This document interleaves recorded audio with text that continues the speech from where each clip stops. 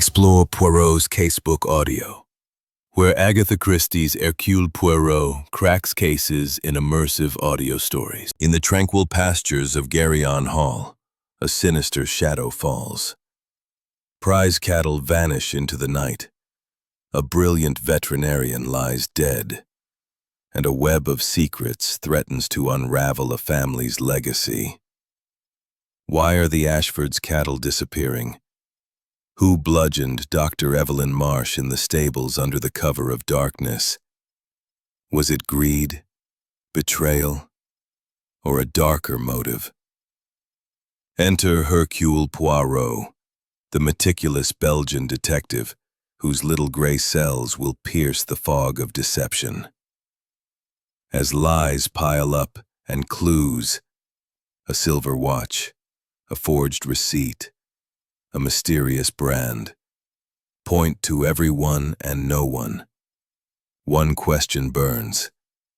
Who in this closed circle of suspects is desperate enough to kill?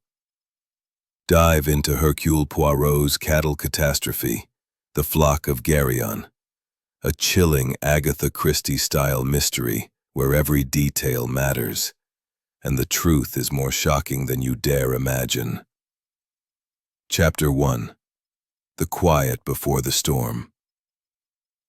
The late afternoon sun cast long shadows over the rolling pastures of Geryon Hall, a sprawling estate nestled in the heart of the Devon countryside. The air was thick with the scent of freshly cut hay and the distant lowing of cattle, a serene tableau that belied the undercurrents of unease rippling through the household. Geryon Hall, with its ivy-clad stone walls and mullioned windows, was the ancestral home of the Ashford family, a lineage once renowned for its wealth and influence, but now whispered to be teetering on the edge of ruin. Captain Arthur Hastings, ever the loyal companion to the inimitable Hercule Poirot, had arrived at the invitation of Sir Reginald Ashford, the estate's current patriarch.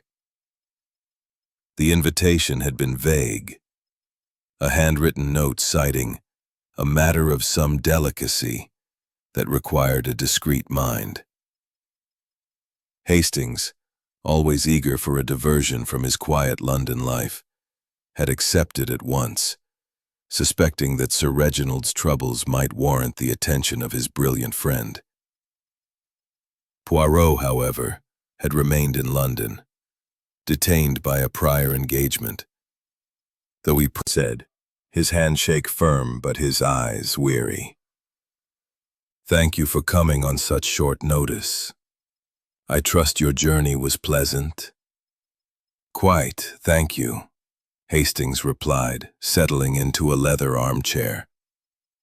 "Your note was rather cryptic, Sir Reginald. I hope I may be of some assistance." Sir Reginald's smile was tight. "I hope so too, Captain.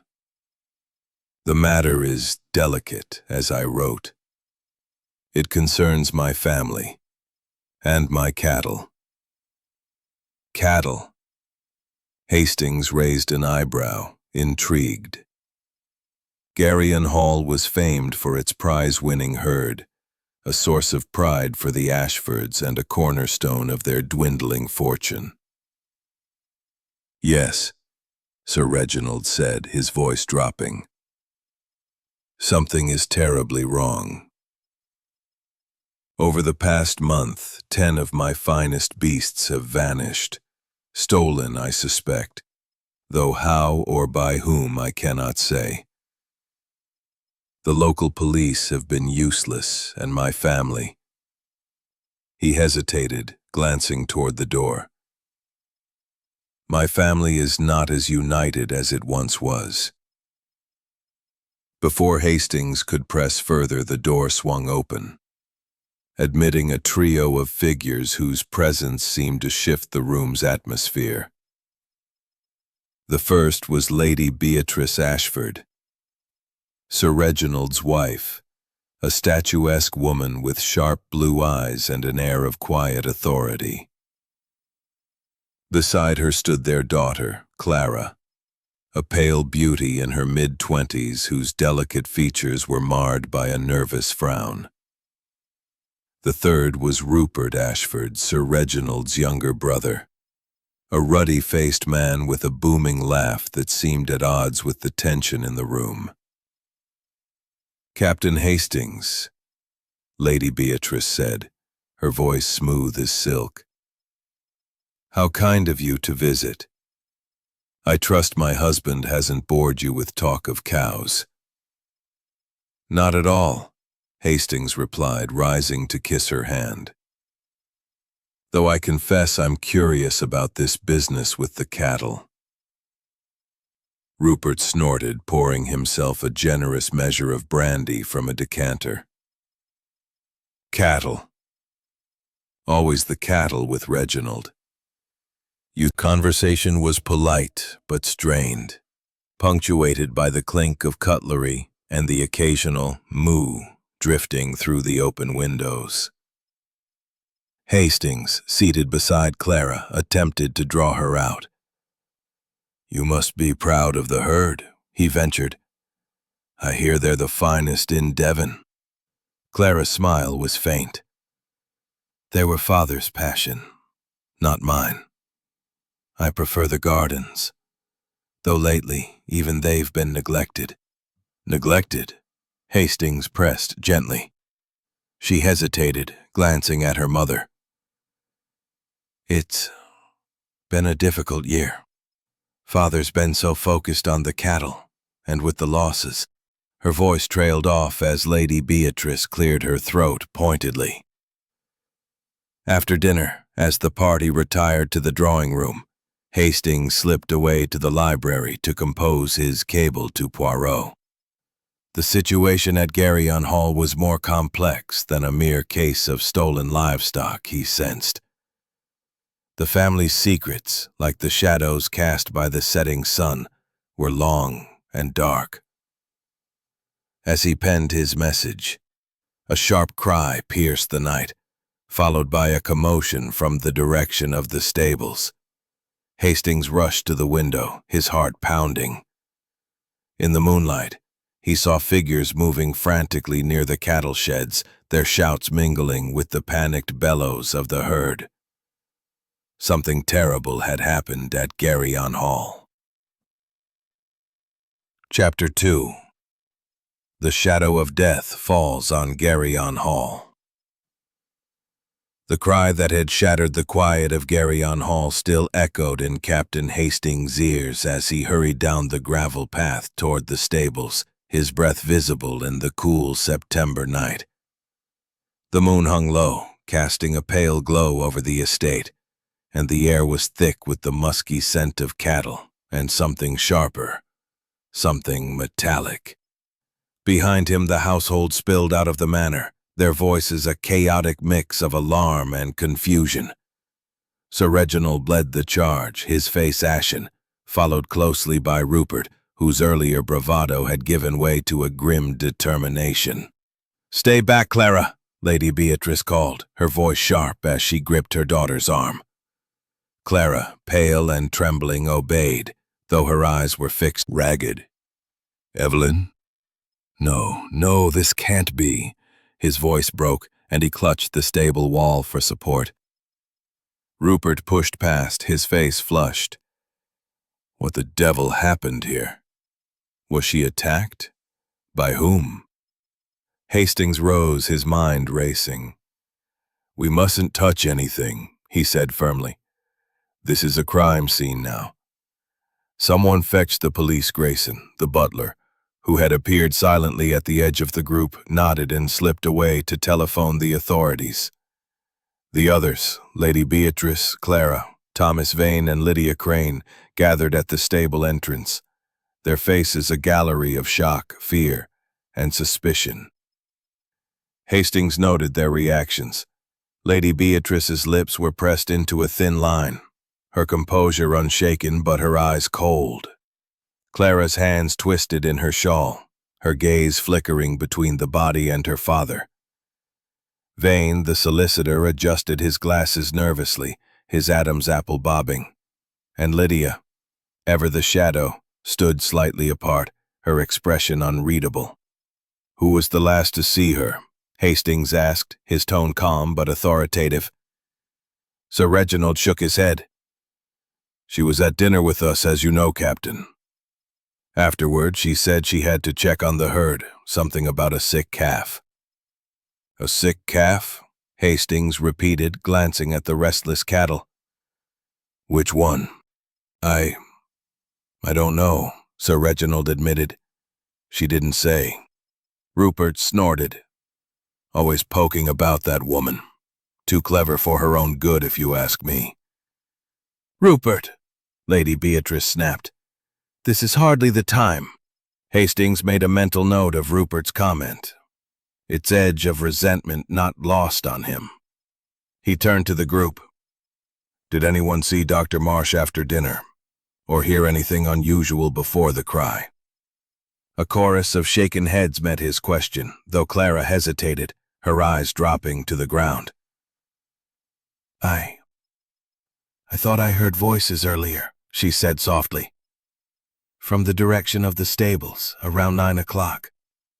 But I couldn't make out who it was." 9 o'clock? Hastings pressed. "Can you be precise, Miss Ashford?" Orders to his constable to secure the area. "Captain Hastings, is it?" Hargreaves said, recognizing him from a prior case. "You're a long way from London. Care to tell me what's happened here?" Hastings recounted the evening's events briefly, omitting his suspicions about the cigarette case for now. "I've cabled my friend Hercule Poirot," he added. "You'll be here by morning, I expect." Hargreaves raised an eyebrow. "Poirot, eh? The fancy Belgian detective. Well, we'll see what he makes of this mess. For now, nobody leaves the estate. Understood?" The group murmured their assent, though Rupert's scowl suggested he was less than pleased. As the police began their preliminary examination, Hastings stepped outside, the cool air a relief after the oppressive atmosphere of the stable. He glanced back at Geryon Hall, its windows glowing like watchful eyes. The cattle thefts, he realized, were no longer the primary concern. A murder had been committed, and the killer was likely still among them. He drafted a second, more urgent cable to Poirot. "Murder at Geryon Hall. Dr. Marsh dead. Suspects abound. Come at once." As he sent the message, a chill ran through him. The quiet pastures of Geryon Hall had become a stage for a deadly drama, and only Poirot's little gray cells could unravel the truth hidden in its shadows. Chapter 3. The Arrival of Hercule Poirot. The morning sun rose over Geryon Hall, its golden light doing little to dispel the pall of dread that had settled over the estate. The police had cordoned off the stables, and a somber air hung over the household as servants whispered in hushed tones, and the family avoided one another's gaze. Captain Hastings stood on the terrace, sipping a cup of tepid coffee, his eyes fixed on the distant lane where a motor car was approaching, its engine purring softly. The car drew to a halt, and out stepped Hercule Poirot, immaculate as ever in a tailored suit, his patent leather shoes gleaming despite the dust of the Devon roads. His mustache, meticulously waxed, twitched slightly as he surveyed the estate with sharp, observant eyes. They entered the drawing room, where Sir Reginald, Lady Beatrice, Clara, Rupert, Thomas Vane, and Lydia Crane were gathered, their faces a study in strained civility. Inspector Hargreaves was also present, his notebook open, his expression one of barely concealed frustration. The introductions were brief, and Poirot's presence seemed to electrify the room. His small stature belied the weight of his reputation, and the Ashfords regarded him with a mix of curiosity and wariness. "Monsieur Poirot," Sir Reginald began, his voice hoarse, I trust Captain Hastings has informed you of our tragedy. Dr. Marsh was a valued member of our household. Her loss is devastating. Indeed, Sir Reginald, Poirot said, inclining his head, and I am sorry for your loss. But permit me to observe that a murder is never merely a loss. It is a puzzle, a challenge to the order of things. I, Hercule Poirot, will restore that order. Now, tell me, who last saw Dr. Marsh alive? Clara spoke first, her voice trembling slightly. It was at dinner, Monsieur Poirot. She left around 8:30, saying she needed to check on a calf. I heard voices near the stables at 9, as I told Captain Hastings, but I couldn't identify them. Poirot nodded, his eyes narrowing. Voices, you say? And at what precise time did you hear them, mademoiselle? 9 o'clock exactly, Clara replied, glancing at her watch as if to confirm the habit. I checked my watch because I was wondering why she hadn't returned. Bon, Poirot murmured, his fingers brushing his mustache. And the rest of you? Where were you at 9 o'clock? Lady Beatrice spoke up, her tone cool. I was in the library, reading. I saw no one. Rupert shrugged, his hands in his pockets. I was in the billiard room, having a smoke. Alone, I'm afraid. Thomas Vane cleared his throat nervously. I was in my room, going over some legal papers for Sir Reginald. I didn't leave until I heard the cry. Lydia Crane, her voice barely above a whisper, added, I was with Clara in the cigarette case. It is interesting, but it is not the only clue. Tell me, Inspector, the state of the stable. Were there signs of a struggle? None, Hargreaves admitted. The straw was disturbed, but that could be from the cattle. No other obvious marks. Poirot nodded, his eye scanning the room. And the cattle themselves. You mentioned, Hastings, that some have vanished. Were any missing last night? Sir Reginald shook his head. Not that we've noticed yet. The herd was counted this morning, still 42, as expected after the previous thefts. 42, Poirot repeated softly. A precise number. I must see these stables for myself. Hastings, you will accompany me. As they walked to the stables, Poirot's pace was brisk, his eyes darting to every detail, the gravel path, the hedgerows, the distant mooing of the herd. Inside the stable, the police had marked the spot where Dr. Marsh's body had lain, now removed for examination. Poirot knelt, examining the straw with the small magnifying glass he produced from his pocket. Regardez, Hastings, he said, pointing to a faint impression in the straw. A footprint, oui. Too small for a man, perhaps, but not for a woman. And here. He gestured to a splintered wooden beam near the stall. A fresh mark, as if struck by something heavy. The pry bar, perhaps? Hastings frowned. But the police said there was no struggle. No struggle, perhaps, Poirot said, rising. But a plan. This was no crime of passion, Hastings. It was calculated. The killer knew Dr. Marsh would be here, alone.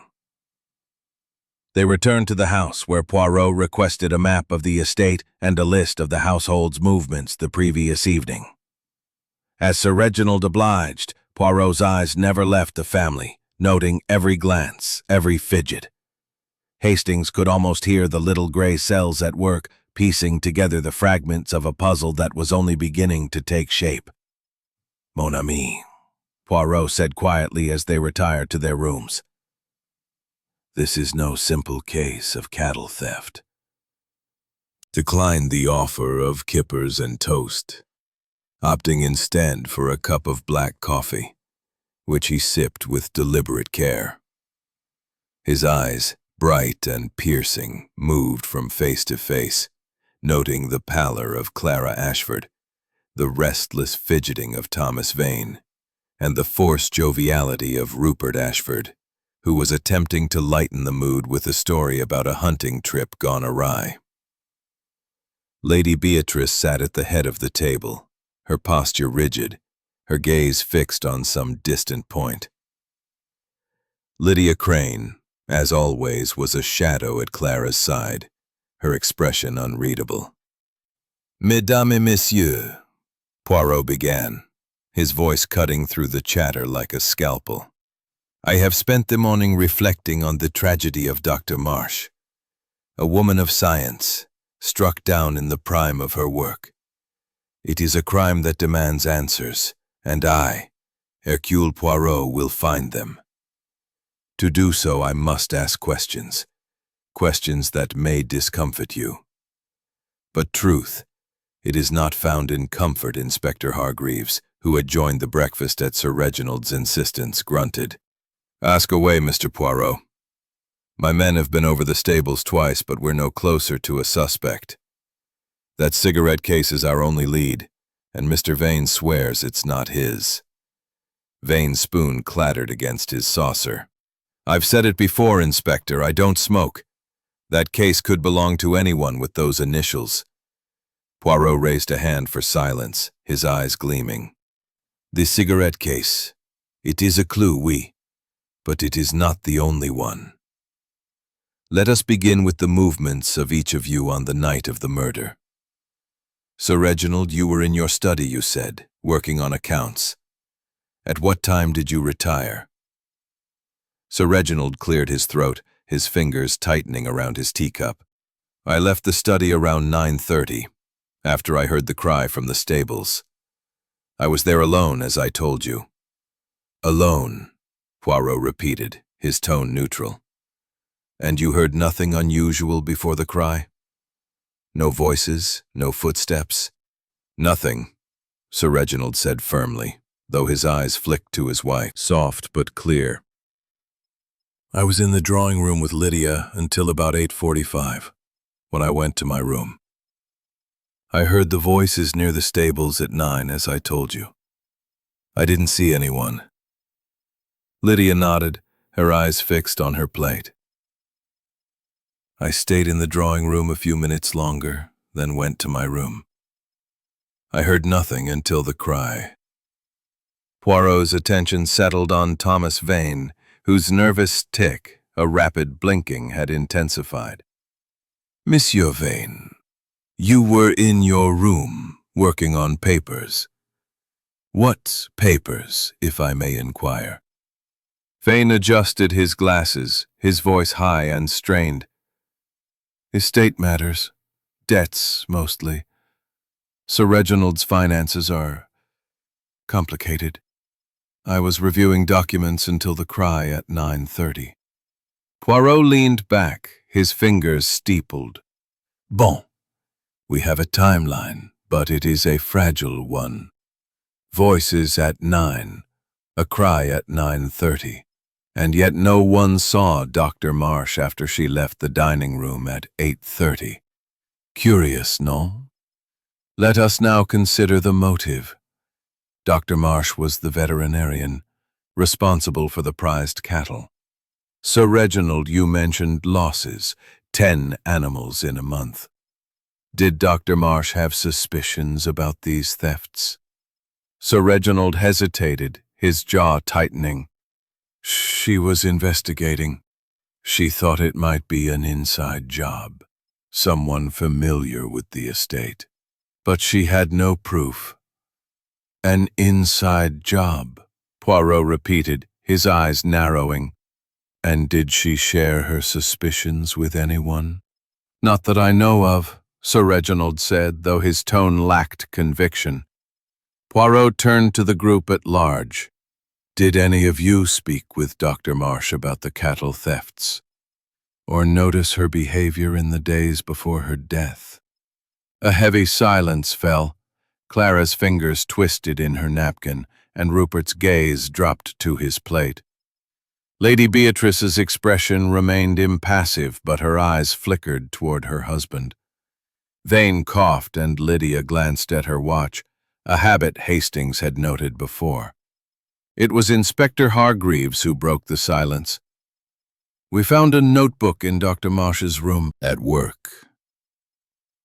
As they prepared to visit the stables, Poirot paused, his eyes scanning the portraits lining the hall. "This family, Hastings, is like these paintings, beautiful on the surface, but beneath, there is decay. We will find the truth, but we must tread carefully, for the killer is watching." Chapter 5. The Red Herrings. The mist had lifted by noon, leaving Geryon Hall bathed in a pale, autumnal light that did little to soften the grim atmosphere. Hercule Poirot, accompanied by Captain Hastings, made his way to the stables, his polished shoes carefully navigating the damp grass. Inspector Hargreaves had reluctantly agreed to share Dr. Marsh's notebook, and Poirot clutched it now, its leather cover worn from frequent use.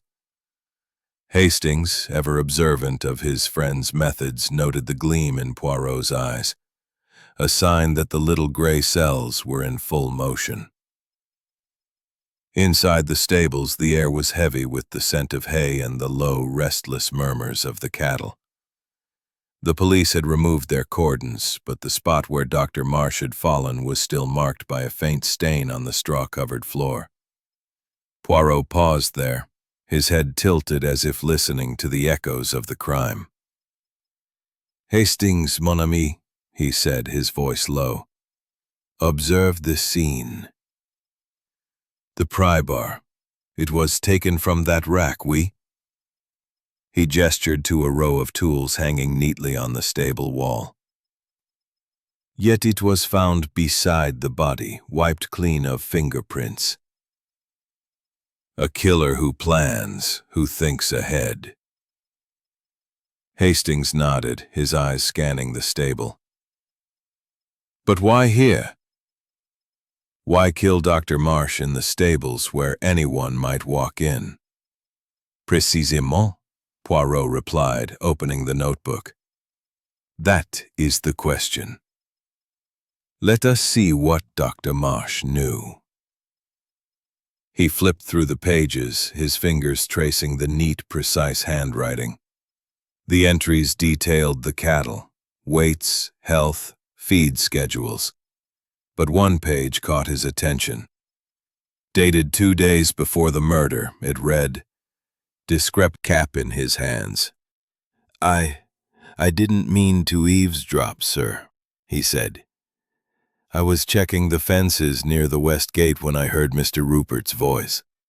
He was angry, shouting about money and getting what's owed. I didn't see who he was talking to, though." "And the time?" Poirot pressed. 9 o'clock, sir. I heard the church clock strike." Poirot dismissed the boy with a nod, turning to Hargreaves. "This places Monsieur Rupert at the scene when Mademoiselle Clara heard voices." "A coincidence? I think not." Hargreaves puffed out his chest. "Sounds like we've got our man." "Rupert's got a temper, and he's been vocal about his brother's obsession with the cattle. Maybe he and Dr. Marsh had a row, and it got out of hand." Poirot raised a hand, his expression skeptical. "No, Inspector. It is too simple. The pry bar was wiped clean, the crime planned. An argument, yes, but murder? We must dig deeper. Hastings, come." We returned to the house. Back at Geryon Hall, the atmosphere was thick with suspicion. Rupert, informed of Jimmy's statement, blustered indignantly in the drawing room. "That boy's mistaken." I was in the billiard room, as I said. I didn't go near the stables until the cry. Lady Beatrice, seated by the fire, raised an eyebrow. "Really, Rupert, you do make yourself an easy target. Always shouting about something." "Enough, Beatrice," Sir Reginald snapped, his face haggard. "This is no time for family quarrels. Poirot observed the exchange, his eyes flicking to Clara, who sat silently, her hands clasped tightly. "Mademoiselle Clara," he said gently, "you heard voices at 9. Could one have been your uncle's?" Clara hesitated, her eyes darting to Rupert. I couldn't say for certain." It was muffled, but one voice was loud, like his. Rupert's face reddened. "This is absurd! I'm no murderer!" Poirot turned to Thomas Vane, who had been hovering near the door. "Monsieur Vane, you were in your room, you say, are the threads we must follow." Hastings frowned. "But Rupert was seen at the stables, Poirot, and Clara's testimony supports it." "Oui, but testimony is not truth," Poirot said, tapping his temple. "The little gray cells, they tell me something is amiss. Why was the cigarette case left so prominently? Why was the pry bar wiped clean? This is no crime of passion, Hastings. It is a performance, and we must look behind the curtain." As they prepared to review Dr. Marsh's notebook further, a maid entered, her face pale. "Sir Reginald, sir. Another cow's gone missing. Found the gate open this morning, and number 41 is nowhere to be seen." Sir Reginald's face crumpled, and Poirot's eyes gleamed with renewed interest. Another theft, even after a murder. The audacity. "Hastings, we must examine this gate. The cattle, they are the key to this mystery." As they headed toward the west gate, Hastings felt a chill. The net was tightening, but the killer was still a step ahead, weaving a web of misdirection that only Poirot could unravel. Chapter 6. A Clue in Detail. The west gate of Geryon Hall's pasture stood ajar, its rusted hinges creaking faintly in the afternoon breeze. Hercule Poirot, his eyes sharp beneath the brim of his hat, surveyed the scene with meticulous care, his small frame dwarfed by the vast expanse of rolling fields. Captain Hastings stood beside him, squinting against the sunlight, while a grim-faced Sir Reginald and Inspector Hargreaves trailed behind. The news of yet another missing cow, number 41, a prize heifer, had deepened the pall over the estate, and the connection to Dr. Marsh's murder hung like a storm cloud. Poirot knelt beside the gate, his gloved fingers brushing the muddy ground. "Regardez, Hastings," he said, pointing to a faint imprint in the earth. "A boot mark, oui? Not deep, but distinct. A woman's, perhaps, or a man with small feet. And here," he gestured to a tuft of grass caught in the gate's latch. "This grass, it is crushed, as if the gate was full." Her notes about the feedlogs, they may hold the key. Back in the library, Poirot spread the notebook on a mahogany table, its pages illuminated by a shaft of sunlight filtering through the leaded windows. Hastings watched as Poirot's eyes darted over the entries, pausing on the cryptic note from 2 days before the murder. Discrepancy in feedlogs. 50 pounds unaccounted for weekly. Spoke to R. Suspicious activity near West Gate. 50 pounds of feed, Poirot said, tapping the page. A significant amount, no? Enough to suggest tampering. Dr. Marsh suspected someone was altering the feed, perhaps to weaken the cattle or to cover the thefts. Hastings leaned forward. "You think the thefts and the murder are connected?" "Mais oui," Poirot said, his voice firm. "Dr. Marsh was close to uncovering the truth. That is why she was killed. But who is this R? We must consider all possibilities." Their discussion was interrupted by the arrival of Clara, her face pale but composed. She hesitated at the door, clutching a small leather-bound book. "Monsieur Poirot, I found something in Dr. Marsh's room. I thought it might be important." Poirot's eyes brightened. "Mademoiselle, your initiative is commendable. What is this?" Clara handed him the book. A diary, its pages filled with Dr. Marsh's precise script. "I was looking for a veterinary record she promised to show me," Clara explained, her voice trembling slightly. "She kept it in her desk. I didn't mean to pry, but this was tucked inside."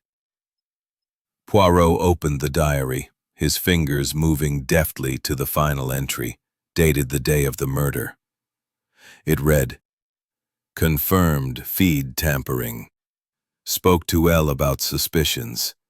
Meeting at stables, 9 p.m. Must be cautious."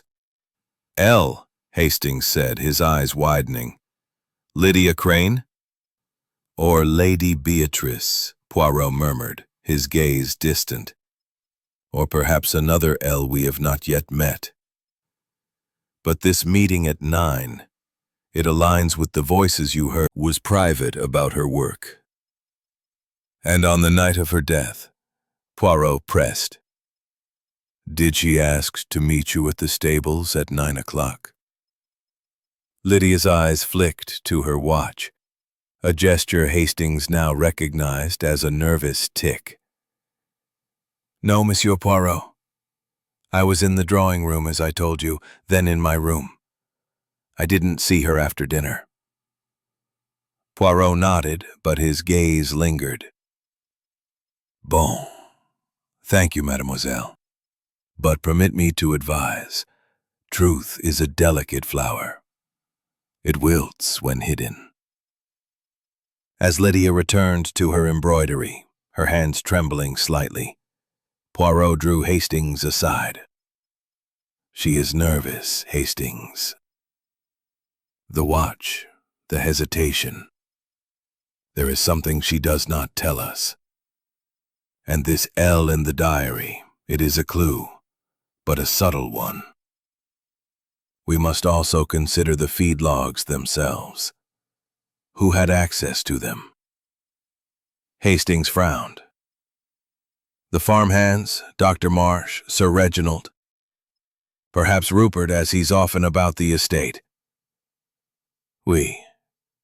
And others, perhaps," Poirot said. "We must examine the feed storage. If the logs were tampered with, there may be physical evidence." As they prepared to visit the feed shed, a shout from the fields interrupted them. A farmhand, breathless, reported that the missing cow, number 41, had been found in a neighboring field, unharmed, but with a strange brand on its flank, not the Ashford mark. Poirot's eyes gleamed with interest. "A brand, you say? This is no ordinary theft, Hastings. It is a message. The killer plays a dangerous game, and we must be ready for the next move." As they headed toward the feed shed, the weight of the mystery pressed heavier on Hastings. The clues were mounting, but so were the questions, and the truth seemed to slip further away with each step. Chapter 7. More lies surface. The feed shed at Garyon Hall, a low, weathered structure tucked behind the stables, smelled of grain and damp wood. Hercule Poirot, his handkerchief pressed briefly, was interrupted by the arrival of Inspector Hargreaves, his face flushed with new information. "Mr. Poirot, we've had a development. One of the farmhands found a ledger in the stable office, Dr. Marsh's private records. It shows payments to a local man, Silas Cobb, for consulting services. Odd, since he's known in the village as a bit of a rogue, suspected of poaching." Poirot's mustache twitched. "Payments, you say? For what purpose? Bring me this ledger, Inspector." The ledger, when produced, was a slim volume, its pages filled with Dr. Marsh's meticulous notes. Among the veterinary records were entries for payments to Silas Cobb, totaling £50 over the past month. The final entry, dated the day before her death, read, "Cobb denies involvement. Insists payments were for feed advice. Meeting to confront, 9 p.m. "Another meeting at 9, Hastings said, his eyes widening. That must be who she was arguing with at the stables. "Perhaps," Poirot said, his tone cautious. "But we must not leap to conclusions. This Silas Cobb, he is not of the household, yet he is linked to Dr. Marsh's suspicions. We must speak to him." Before they could proceed, Clara entered the shed, her face pale and her hands clasped tightly. "Monsieur Poirot, I need to tell you something. I didn't want to say before with everyone listening, but I overheard something the day before Dr. Marsh's death." Poirot's eyes gleamed. "Speak, mademoiselle. Every detail, it matters." Clara glanced nervously at Hastings, then continued, "I was in the garden, near the library window. I heard Father and Dr. Marsh talking. She was upset, saying something about debts piling up, and someone in the family knowing more than they let on. Father sounded angry, told her to keep quiet or it would ruin us. Sir Reginald, angry." Hastings exchanged a glance with Poirot, who remained impassive. "And did you hear more, mademoiselle?" Poirot asked. Clara shook her head. "No." Eyes narrowing. "Clara told you, didn't she?" "I told her to stay out of it." "Yes, Evelyn, Dr. Marsh came to me. She thought the cattle thefts were tied to my financial troubles. She'd found discrepancies in the feed logs and suspected someone was selling off the herd to cover debts." "And who did she suspect?" Poirot pressed. Sir Reginald hesitated, his jaw tightening. "She didn't say, but she hinted it was someone close to me. I told her to stop digging. It was dangerous, and the family couldn't afford a scandal." "Dangerous, oui," Poirot said, his eyes piercing. "And yet, she was killed. Did you know of her payments to Silas Cobb?" Sir Reginald's face paled. "Payments? No, she never mentioned that. Cobb's a shady character, always lurking about the village. If she was dealing with him, it was her own doing." Poirot nodded, his expression unreadable. "Bon, we will speak to this Cobb.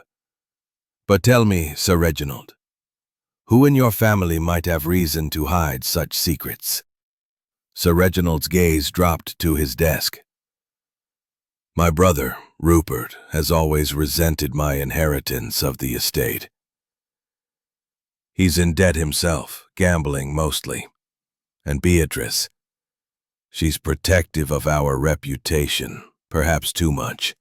But murder? I can't believe it of them." As they left the study, Poirot's eyes were alight with thought. "Hastings, the lies, they multiply. Sir Reginald hides his fears, Clara overhears secrets, and this Silas Cobb, he is a new thread in the tapestry.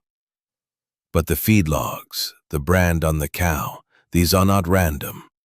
Someone is orchestrating this, and Dr. Marsh paid the price for her curiosity." They stepped into the hall where Rupert was passing, a cigarette in hand. He paused, eyeing Poirot warily. "Still sniffing about, eh? Found your killer yet?" "Not yet, monsieur," Poirot said smoothly. "But the truth, it is like your cigarette smoke. It cannot remain hidden for long." Rupert snorted and walked away, but Hastings slouched in an armchair with a scowl. Thomas Vane, fidgeting with his glasses. and Lydia Crane, her watch glinting as she sat silently.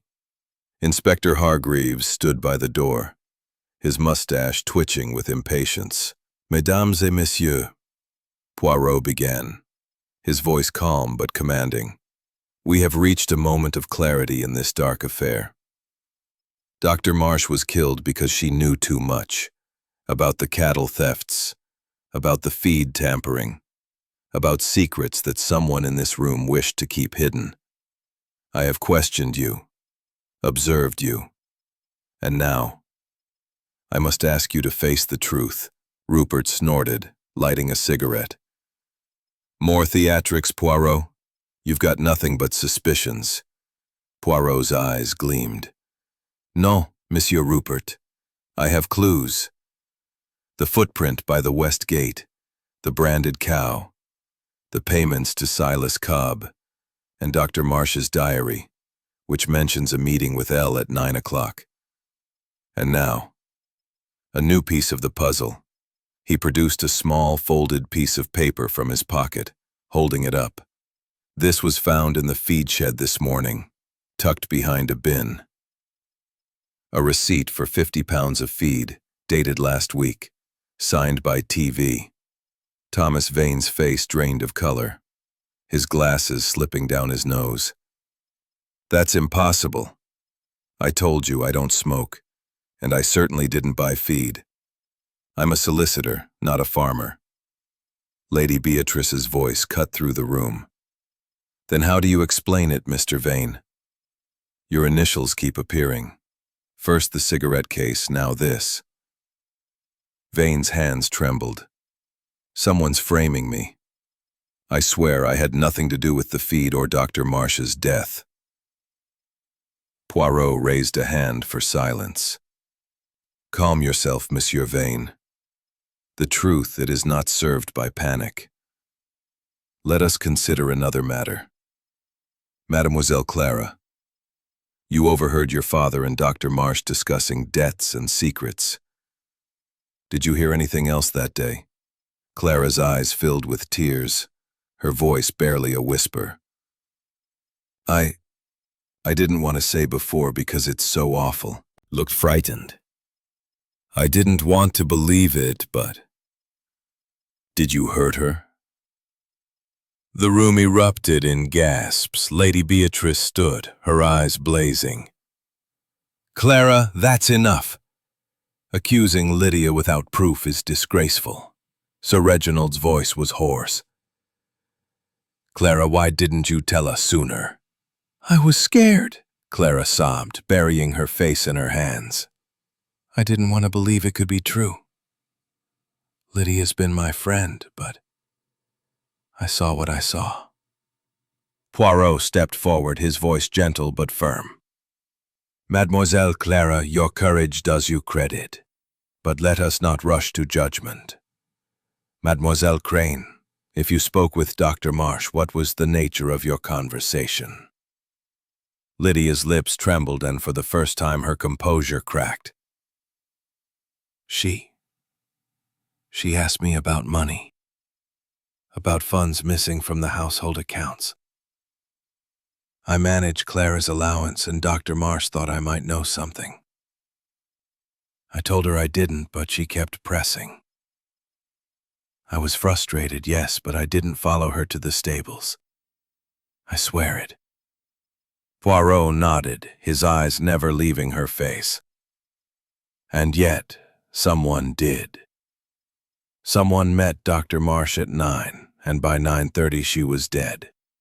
The voices Mademoiselle Clara heard, the footprint by the gate, the branded cow. These are not accidents. They are part of a design, a plan to conceal a greater crime." Rupert stubbed out his cigarette, his voice bitter. "You're saying one of us is a killer, Poirot? That's rich. Maybe it's this Silas Cobb fellow. Dr. Marsh was paying him after all." "Oui, Monsieur Rupert," Poirot said. "And we will speak to Monsieur Cobb. But the heart of this crime lies within Geryon Hall. The cattle thefts, the murder, They are connected by greed, by fear, by betrayal. Inspector Hargreaves cleared his throat. We've tracked down Cobb. He's waiting in the village pub. Says he'll only talk to you, Mr. Poirot. Bon, Poirot said, his eyes alight. Chapter 9. The Trap. The village pub, the Plough and Harrow, was a low-ceilinged establishment with smoky air and the faint aroma of ale and roasted mutton. Hercule Poirot, impeccable as ever in his tailored suit, seemed an incongruous figure among the weathered farmers and laborers who glanced at him curiously. Captain Hastings followed, his nerves taut after Clara's emotional outburst and the mounting suspicions surrounding Lydia Crane. Inspector Hargreaves led the way to a corner table where Silas Cobb sat, a wiry man with a weathered face and shrewd eyes, nursing a pint. Monsieur Cobb, Poirot began, settling into a chair with a grace that belied the grim purpose of their visit. You are acquainted with Dr. Evelyn Marsh. She paid you for consulting services. What was the nature of these services? Cobb leaned back, his lips curling into a half-smile. Straight to it, eh? Dr. Marsh hired me to keep an eye on the Ashford cattle. Said she suspected someone was nicking 'em. I know the back roads, see? Good for spotting dodgy dealings. She paid me to watch the West Gate, report anything odd. And did you see anything odd? Poirot asked, his eyes piercing. Cobb's smile faded. Aye, I did. Night before she died, I saw a figure by the West Gate, moving a cow. Couldn't make out who. Too dark, and they were cloaked. I told Dr. Marsh, and she said she'd handle it. Next thing I know, she's dead. Hastings leaned forward. Why didn't you tell the police? Cobb shrugged. Didn't trust him. Besides, I've got a reputation. Poaching, you know. Didn't want to get mixed up in a murder. Poirot's mustache twitched. And the payments, £50 over a month. For what, precisely? Information, Cobb said. I told her about rumors in the village. Talk of someone at Geryon Hall selling cattle on the sly. She thought it was tied to the feed tampering. Asked me to check the logs, but I told her I'm no bookkeeper. Poirot nodded, his fingers steepled. Bon. You have been Vane adjusted his glasses nervously. Inspector Hargreaves hovered near the door, his notebook ready. Mesdames et messieurs, Poirot began, his voice steady. The time for secrets is over. Dr. Marsh was killed because she uncovered a scheme involving the theft of cattle, the tampering of feed, and a betrayal within this very house. Tonight, we will unmask the culprit. Rupert snorted. More games, Poirot? You've been pointing fingers at all of us. No, monsieur, Poirot said, his eyes gleaming. I point to the truth. Let us review the facts. At 9 o'clock, Mademoiselle Clara heard voices at the stables. Dr. Marsh's diary mentions a meeting with L at that time. A figure was seen by the West Gate moving a cow, and a receipt signed TV was found in the feed shed. These are not coincidences. They are threads in a tapestry of deceit. He paused, letting the tension build. I propose a test. Tonight at 9 o'clock, I will wait at the West Gate, where the thief has struck before. Inspector Hargreaves and his men will be hidden nearby. If the thief attempts to steal another cow, we will catch them. Lady Beatrice's voice was sharp. You're using our cattle as bait? This is outrageous. It is necessary, madame, Poirot said calmly. The killer believes they have outwitted us, but they will make a mistake. Greed. It is a powerful motivator. Clara's voice trembled. What if they try to hurt you, Monsieur Poirot? Poirot smiled faintly. Fear not, mademoiselle. Hercule Poirot is not so easily dispatched. But I ask you all to remain in the house tonight. No one leaves until we have our answers. As the group dispersed, their faces a mix of fear and suspicion, Hastings pulled Poirot aside. Are you sure about this, Poirot? It's risky. The killer's already struck once. Oui, Hastings, Poirot said, froze, then bolted toward the fields. The constables gave chase, but the figure was swift, vanishing into the darkness. Poirot, unruffled, stepped forward, examining the gate. No matter, Hastings. They have escaped, for now. But look, he pointed to a small object glinting in the grass. A silver watch, its face cracked, abandoned in the thief's haste. Hastings picked it up, his heart racing. Lydia's watch. She's always checking it. Poirot's smile was grim. Oui, mon ami. The trap has sprung, and the truth is closer than ever. Tomorrow, we will confront Mademoiselle Crane, and the killer will have nowhere to hide. Chapter 10. The Reveal. The morning sun pierced the heavy curtains of Garyon Hall's drawing room, illuminating the faces of the assembled household, each marked by a mix of dread and anticipation. Hercule Poirot stood at the center, his small frame radiating authority, the cracked silver watch from the west gate resting on the table before him. Captain Hastings stood nearby, his notebook filled with scribbled observations, his pulse quickening as Poirot prepared to unravel the mystery. Inspector Hargreaves flanked the door, his constables ready, while Sir Reginald, Lady Beatrice, Clara, Rupert, Thomas Vane, and Lydia Crane sat in tense silence. Mesdames et messieurs, Poirot began, his voice clear and measured, we have reached the denouement of this tragic affair. Dr. Evelyn Marsh was murdered, and the cattle of Garyon Hall were stolen, not by chance but by design. A design woven with greed, deception, and betrayal. Today, I, Hercule Poirot, will reveal the truth. Rupert shifted uncomfortably, his cigarette unlit. Get on with it, Poirot. You've kept us waiting long enough. Poirot's eyes gleamed. Patience, Monsieur Rupert. The truth, it requires precision. Let us begin with the facts.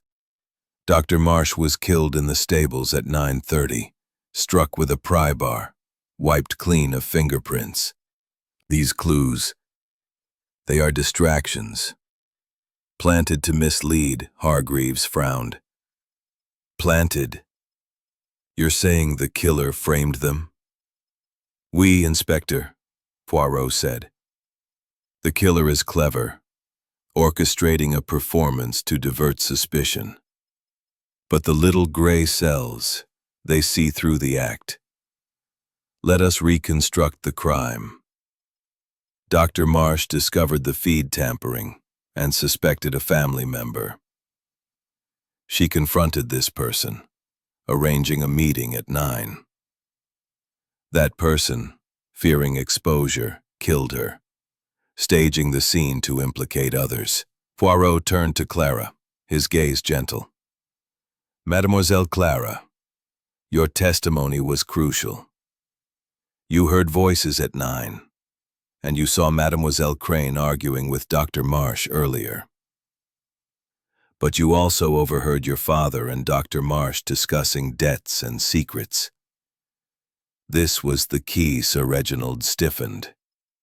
What are you implying, Poirot? Poirot's voice was steady. Sir Reginald, you are a man burdened by debt. The estate is failing, the cattle your last asset.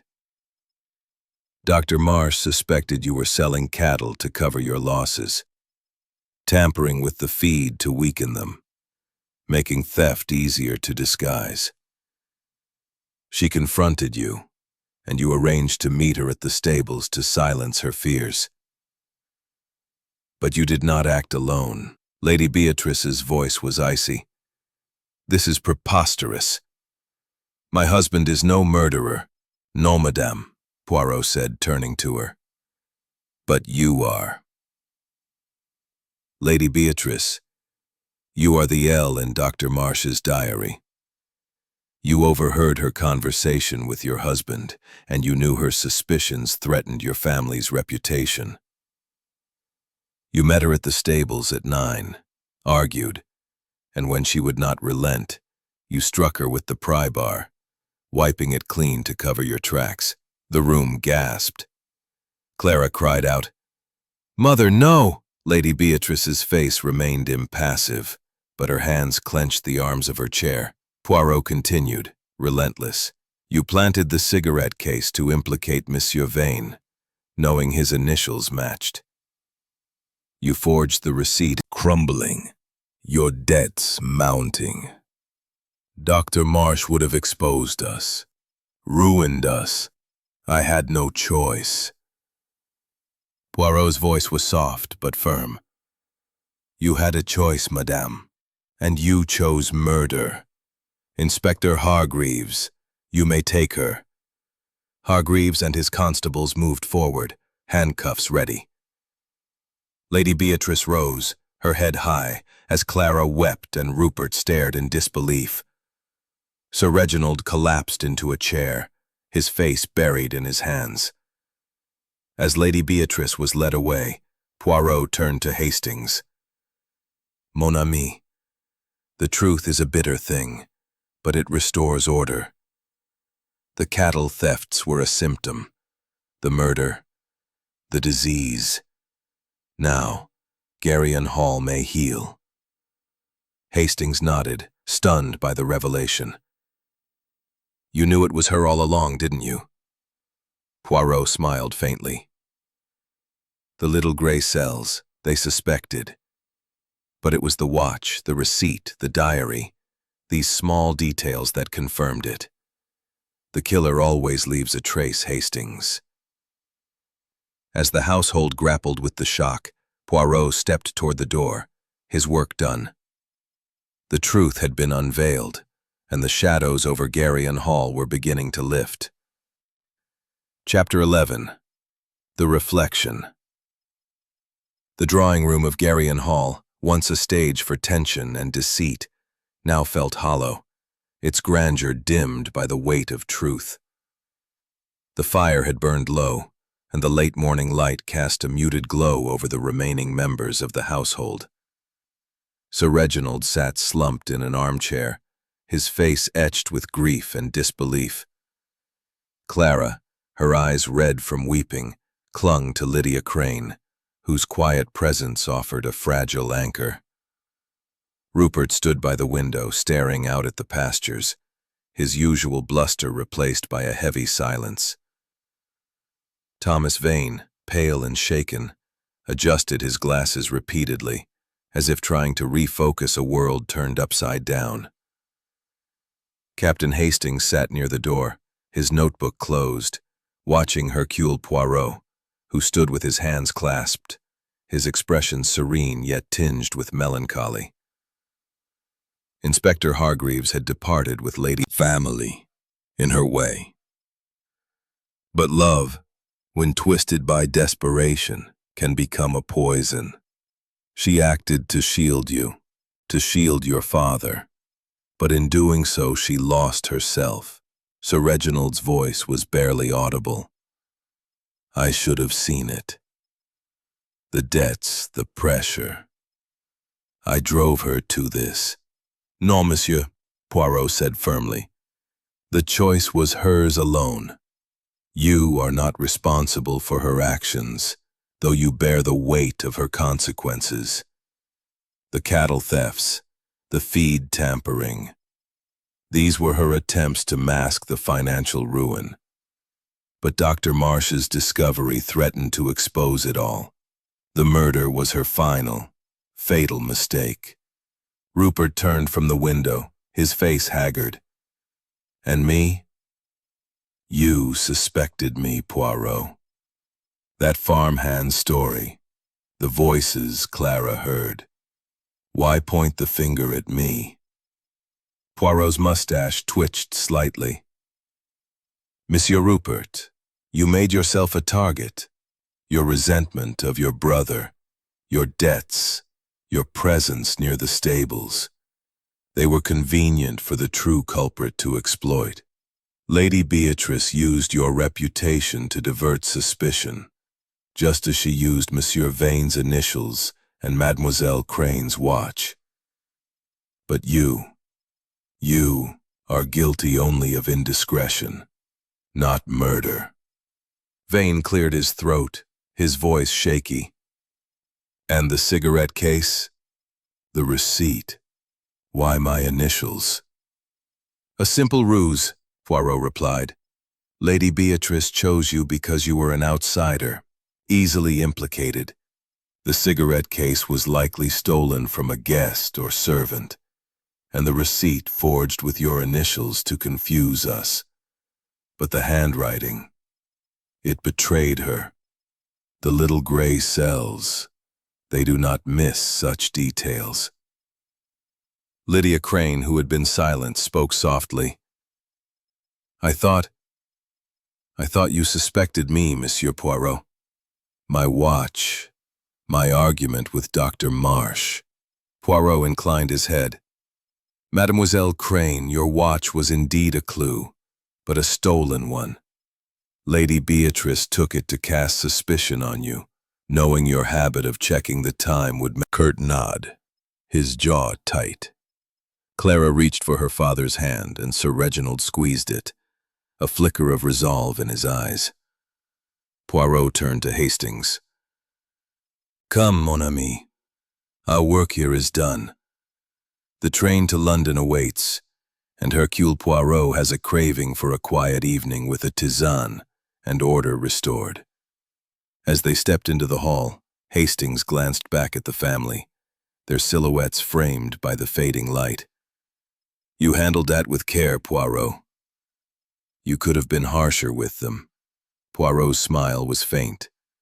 Justice, Hastings, is not about cruelty. It is about understanding the human heart and setting right what has gone wrong. The little gray cells, they solve the puzzle. But the heart, it must guide the resolution. They walked to the waiting car, the pastures of Geryon Hall stretching out before them, the cattle grazing peacefully once more. The storm had passed, and though scars remained, Poirot's brilliance had brought clarity to the darkness. As the car pulled away, Hastings felt a quiet satisfaction. The mystery was solved, and order, as Poirot had promised, was restored. Chapter 12. The Echoes of Truth.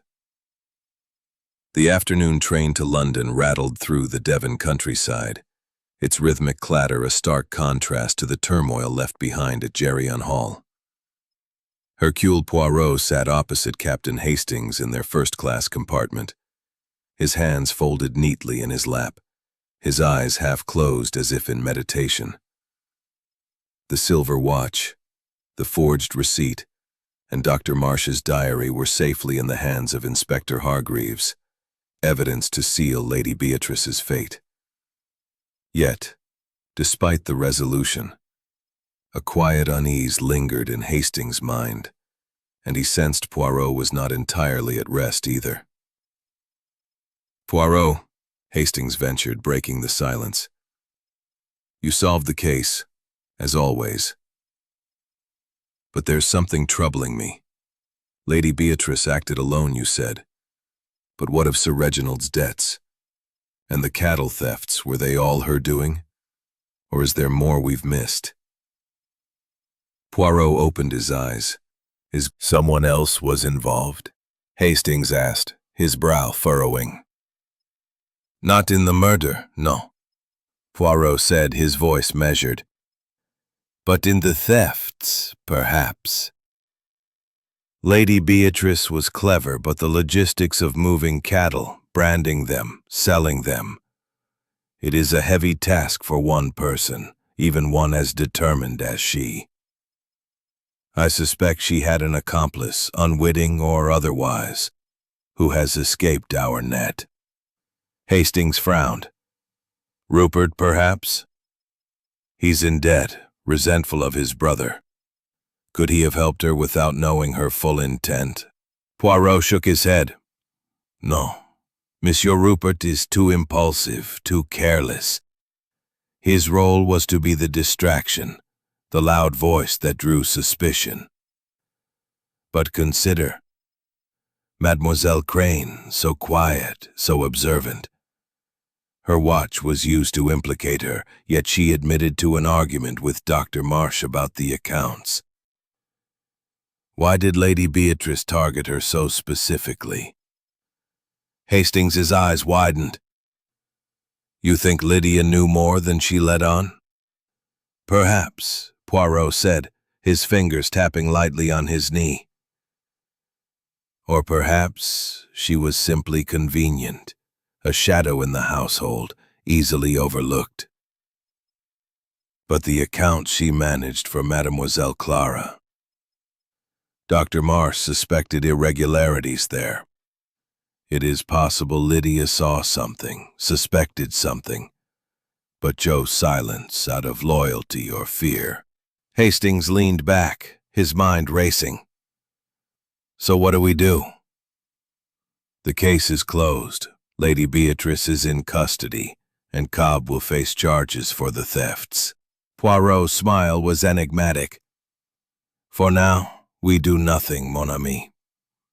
The law has its culprit, and Geryon Hall has its peace, fragile though it may be. But I, Hercule Poirot, do not forget. The little gray cells, they will continue to ponder the small discrepancies, the watch, the brand, the accounts. If there is more to uncover, it will reveal itself in time. The train whistle sounded, signaling their approach to a station. Outside, the fields gave way to villages, their chimneys puffing smoke into the... Had come, mon ami. London awaits, and with it, a tisane and a moment of order. But know this, the mystery of Geryon Hall is not entirely closed. The echoes of truth, they will call to us again. As they stepped onto the platform, the bustle of the station enveloped them, a world away from the shadowed pastures of Geryon Hall. Hastings felt a pang of relief, but also a flicker of anticipation. With Poirot, no mystery was ever truly finished, and the little gray cells were always ready for the next challenge. Chapter 13. The Unseen Thread. The London fog clung to the streets as Hercule Poirot and Captain Hastings settled into their familiar quarters at Whitehaven Mansions. The elegance of Poirot's flat, with its polished surfaces and meticulous order, stood in stark contrast to the chaos of Geryon Hall. Yet as Hastings unpacked his valise, he sensed that Poirot's mind remained tethered to the Devon estate, its mysteries not fully resolved, despite Lady Beatrice's confession. Poirot sat at his desk, a steaming cup of tisane in hand, his eyes fixed on a small notebook where he had jotted down details of the case. The silver watch, the forged receipt, and Dr. Marsh's diary lay in his thoughts like pieces of an incomplete puzzle. Hastings, ever attuned to his friend's moods, ventured a question. Poirot, you said on the train that the case isn't entirely closed. What's nagging at you? Lady Beatrice admitted to the murder, and the cattle thefts are tied to her dealings with Silas Cobb. Isn't that enough? Poirot's mustache twitched, a sure sign of his restless intellect. Mon ami, the confession of Lady Beatrice, it is a tidy solution, oui. But the little gray cells, they protest. There is an unseen thread, a detail that does not align. The branding of the cow, the stolen watch of Mademoiselle Crane, the payments to Cobb. These suggest a complexity beyond one woman's desperation. Hastings frowned, settling into an armchair, silent after Lady Beatrice was arrested. Poirot sipped his tisane, his gaze distant. Fear, mon ami, or perhaps a deeper motive. Loyalty to the Ashford family, or a secret of her own. We must also consider Monsieur Vane. His initials on the cigarette case and receipt were forged, oui. But why him? Was he merely a convenient scapegoat? Or does he hide his own connection to the thefts? Hastings shook his head, bewildered. You're saying we missed something major, but the evidence all pointed to Lady Beatrice. No, not missed, Poirot corrected. Overlooked, perhaps. The evidence was too perfect. The cigarette case, the receipt, the watch. Lady Beatrice was clever, but she was not infallible.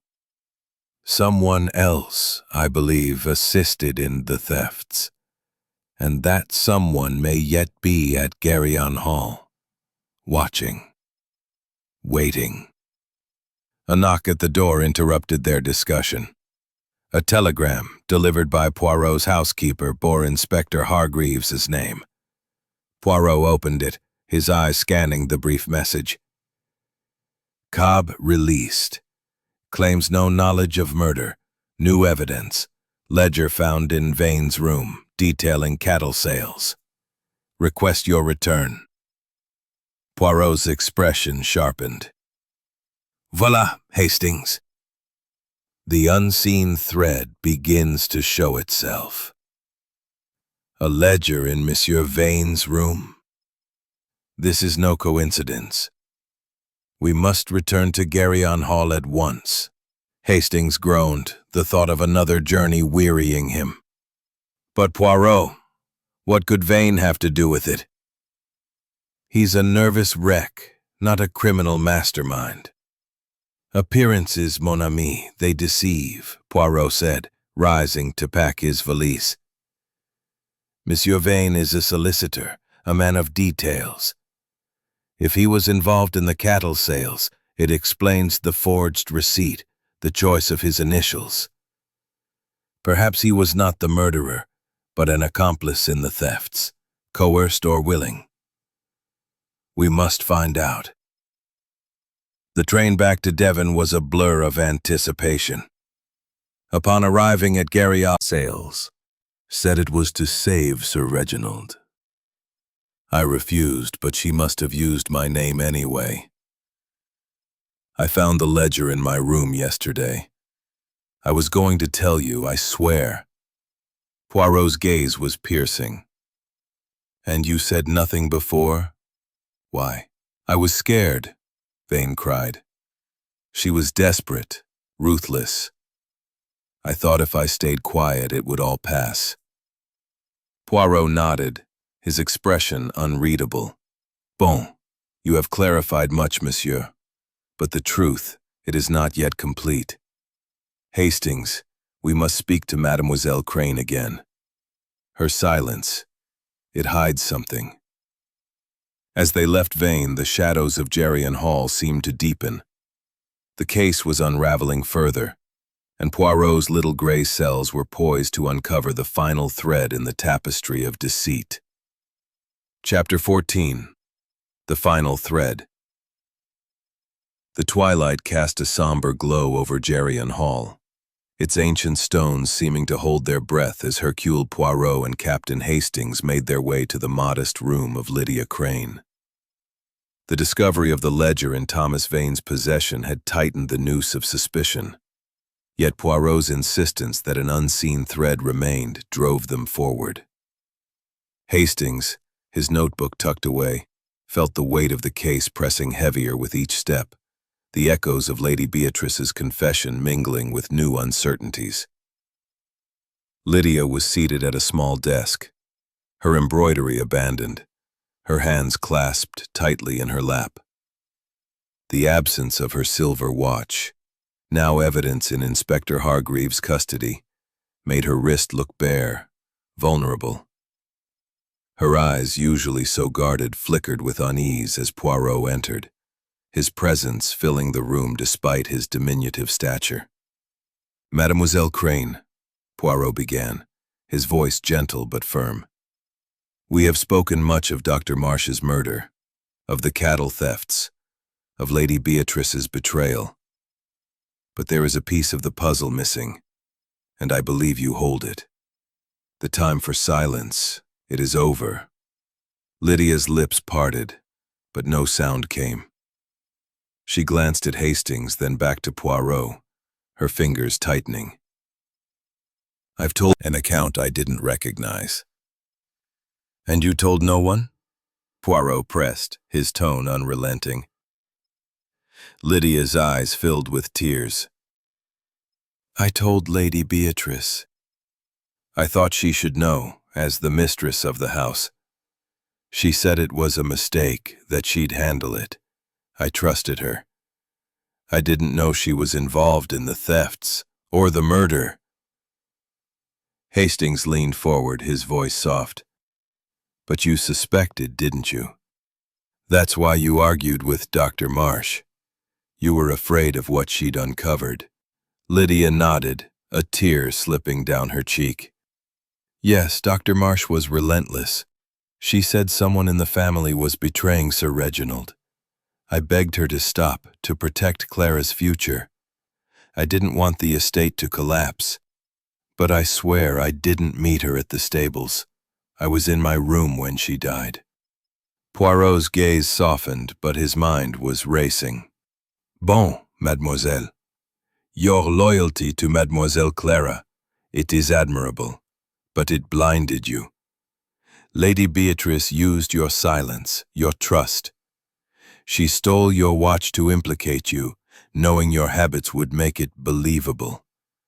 But there is more. The ledger found in Monsieur Vane's room, it lists cattle sales, yet he denies involvement.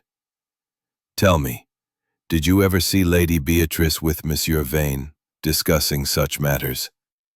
Lydia hesitated, then nodded slowly. "Once, a few weeks ago. They were in the study speaking in low voices. I thought it was about the estate's finances. I didn't hear much, but Lady Beatrice looked secretive." Poirot's eyes narrowed. "Secretive, oui. And Monsieur Vane? He was coerced, perhaps, or complicit in a smaller way. The ledger, it was placed in his room to ensure his silence, just as the cigarette case and receipt were meant to mislead. But the cattle, their branding, their movement, it required more than Lady Beatrice alone." Before Lydia could respond, a commotion at the door drew their attention. Inspector Hargreaves entered, his face grim, holding a small envelope. "Mr. Poirot, we've had a breakthrough." They confronted Vane in the library, where he sat, his face ashen, surrounded by scattered papers. "Monsieur Vane," Poirot said, holding up the letter. "The game is over. You aided Lady Beatrice in the cattle thefts, arranging sales to cover Sir Reginald's debts. You knew of her plans, yet you said nothing, even after Dr. Marsh's death." Vane's shoulders slumped, his voice breaking. "I had no choice. Lady Beatrice threatened to ruin me, to claim I'd embezzled funds. I only helped with the paperwork, never the thefts themselves. I didn't know she'd kill Evelyn. Poirot nodded, his expression grave. Your silence made you complicit, monsieur. But the murder, it was Lady Beatrice's alone. Inspector, you will take Monsieur Vane for questioning. As Hargreaves led Vane away, Poirot turned to Hastings. The unseen thread, mon ami. It was Vane's complicity, hidden by Lady Beatrice's cunning. The cattle thefts were a family affair, born of desperation. But the murder was her act of defiance. Now the truth is complete. Lydia, still trembling, whispered, "Will Clara ever forgive me?" Poirot's voice was gentle. "In time, mademoiselle. Truth, it wounds, but it also heals. You must trust in that." As they left the room, the shadows of Geryon Hall seemed lighter, the final thread of the mystery woven into place. The case was truly closed, but its echoes would linger in the hearts of those left behind. Chapter 15. The Quiet Departure. The early morning mist hung low over Geryon Hall, cloaking the pastures in a veil of silver as Hercule Poirot and Captain Hastings prepared to leave. The estate, once a stage for deception and tragedy, now bore a fragile calm, its wounds exposed but beginning to mend. The arrests of Lady Beatrice and Thomas Vane had lifted the shadow of murder, though the scars of betrayal lingered in the eyes of those who remained. Poirot, his valise packed with his usual precision, stood on the gravel drive, his polished shoes gleaming despite the damp. Hastings, beside him, felt a mix of relief and melancholy as their motor true, like Mademoiselle Crane, Lydia Crane, hovering at Clara's side, nodded silently, her expression one of quiet resolve. The revelation of her withheld knowledge about the accounts had strained her bond with Clara, but Poirot's words had planted a seed of reconciliation. Rupert, leaning against the doorway, offered a gruff nod, his usual bravado tempered by the weight of recent events. "You've done us a service, Poirot," he said. "I'll not forget it." Poirot's eyes twinkled faintly. "Monsieur Rupert, perhaps you will learn from this, to temper your passions with wisdom. The future of Geryon Hall depends on it." As they stepped toward the car, Hastings glanced back at the ivy-clad manor, its windows catching the first rays of sunlight. "It's a strange feeling, Poirot," he said quietly. "We've solved the mystery, caught the killer, uncovered the thefts, but it doesn't feel like a victory." Poirot paused, his hand on the car door. "Mon ami, victory in such cases is never triumphant. It is a restoration of order, a clearing of the fog that obscures truth. Lady Beatrice's crime was born of desperation. Monsieur Vane's complicity of fear. They betrayed not only Dr. Marsh but themselves. Yet, in exposing them, we have given Geryon Hall a chance to heal." Hastings nodded, though his heart was heavy. "And Lydia? Do you think she'll tell Clara everything? About the accounts, her suspicions?" "In time," Poirot said, settling into the car. Mademoiselle Crane's silence was born of loyalty, not malice. She will find her voice, and Clara will forgive. The human heart, it is resilient, Hastings. The car rolled down the drive, the pastures fading into the mist.